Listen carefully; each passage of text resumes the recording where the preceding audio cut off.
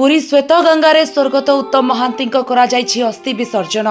बॉलीवुड अभिनेता बाबूशान महांती आज पुरी आसी श्वेतगंगा पुष्करणी रे बापा उत्तम महांती श्राद्ध प्रदान सह अस्थि विसर्जन करिसेंती।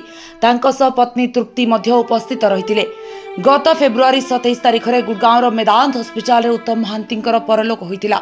सत्यनगर मसाणी रे राष्ट्रीय मर्यादा सह तांकर शेषकृत्य संपन्न होइतिला।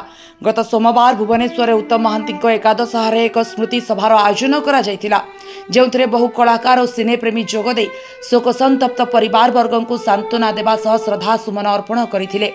आज पुओ बाबूशान और बहु तृप्ति पुरी श्वेतगंगारे अस्थि विसर्जन करने सहित ब्राह्मण भोजन कराइथिले।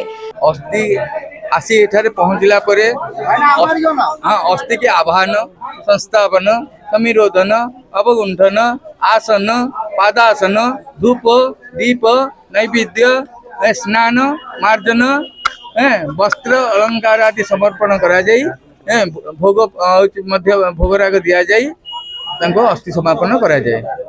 अस्थि समापन पर विसर्जन कर्म से शेष हो जाए। तापर पितृपुरुषों पिंडदान कर्म हुए।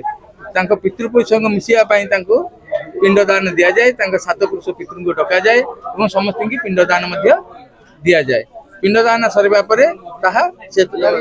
पुष्करणी गंगा माता को अर्पण करा जाए। अस्थि गंगा माता को अर्पण करा जाए एवं अर्पण कला परे सूर्य नारायण को जल दि जाए एवं पितृ को जल दि जाए एवं सप्त पुरुषों को जल दि जाए। धर्म आ पितृ धर्म भर कथाटा अच्छी सिनेमा आमर माँ उत्तम भाई थिला भर कहती बाबूशान सिनेमा को सब गुरुत्व देवु। सिनेमा आमको चिन्ह उत्तम महांती चिन्ह से सिनेमा से भल पाती उत्तम महांती एवं बाबूशान भल पाती।